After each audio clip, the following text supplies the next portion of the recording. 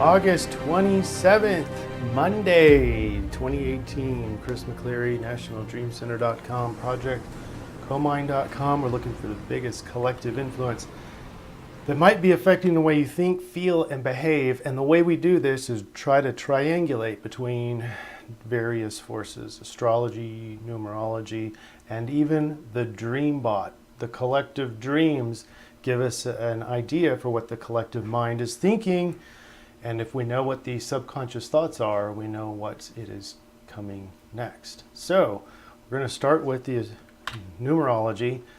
And this can be quite a minefield to navigate, is what this sentence here is. But today has the potential to reveal some hard truths, things that you might be in denial over or have trouble accepting.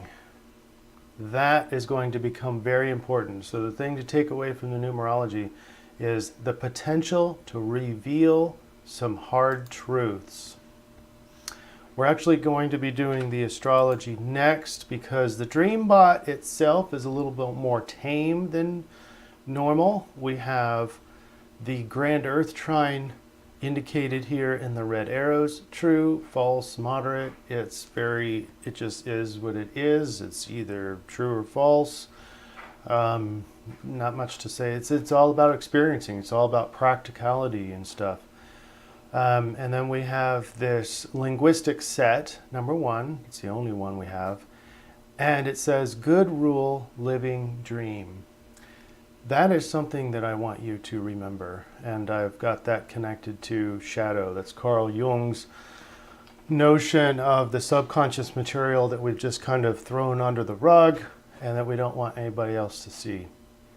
Okay, and remember that. And lastly, is kind of just humor. This humor me in my face. I was trying to create orange arrows and I just noticed that the DreamBot likes to play with me every once in a while.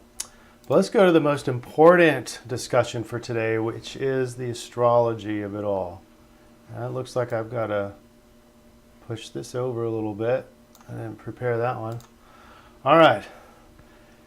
Check this out. Where's my cursor? We have the Grand Earth Trine, Sun, Saturn, Uranus. Most of you, some of you probably have heard about this. It's been there for a few days now. And it's the influence that has us experiencing the world with all of our 5 senses. It's in the here and now. Doesn't mean we don't get emotional, but for the air signs, it kind of feels trapped in this physical reality in a way, in a sense. It's all of that is mostly subconscious. Being forced to experience the world is going to be subconscious. And then there's 3 big things, and that is the first one, the Grand Earth Trine. Then we have the moon, the transit moon in Pisces, and Pisces is going to be the last astrological sign before we start over again. And it is conjunct with Neptune. Neptune is exalted in Pisces, and so we have a much stronger, but even stronger, we have a moon conjunct Neptune trine Jupiter. So Jupiter used to be the ancient ruler of Pisces. So we've got a lot of Pisces energy. Pisces, water, emotions, spiritual orientation, psychic material. Some people in the medical community calling hallucinations, but intuition is stronger. Intuition, emotions are stronger. In fact, emotions are the gateway to the spiritual world.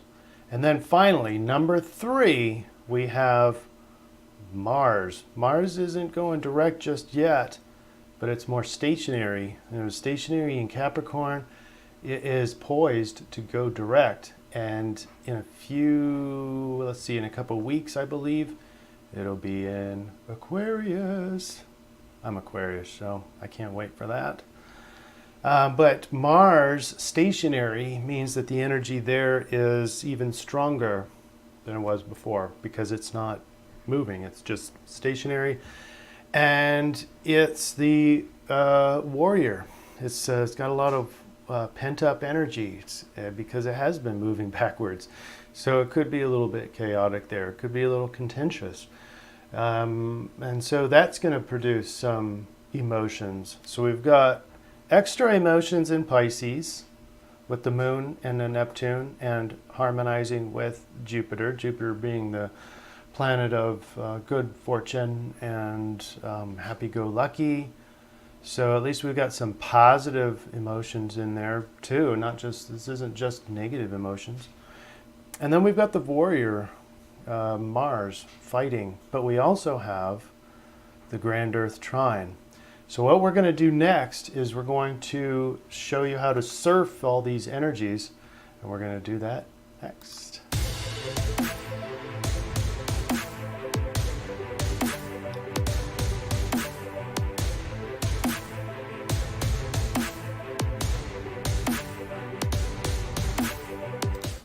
And if you like the concept here, and especially for those of you who've been following and have been feeling some of these collective energies, I know I have, subscribe to the channel so you can get the latest updates and you don't have to be looking at past videos.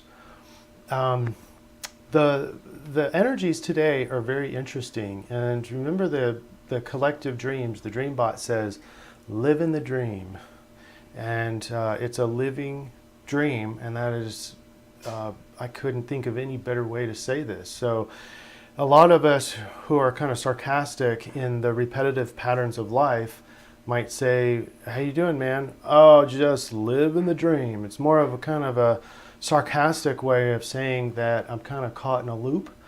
I can't seem to have any joy in my life because I just keep living the same monotonous life. But in this case, it's not monotonous per se. The astrology and the DreamBot and the numerology are saying that old patterns are going to be coming up. So that's the living dream, is emotional content is from the past. And even though the emotional content that you feel right now feels like today, it's actually a remembrance of some past material, i.e. the shadow. If you remember what the DreamBot said, the shadow, Carl Jung's shadow.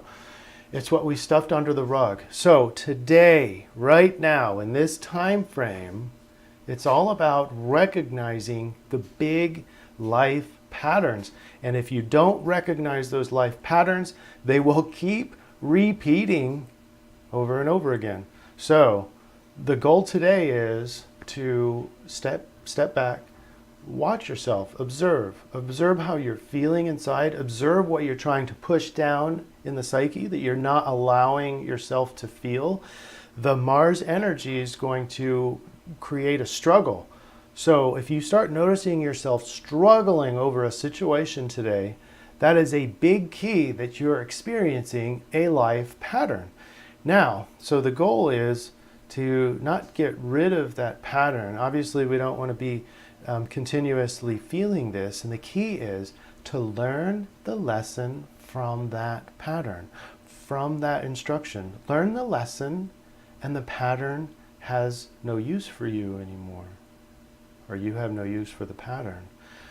So that's what I'm hoping to create, assuming I have time here in a second. I'm going to create a meditation for dissolving old patterns.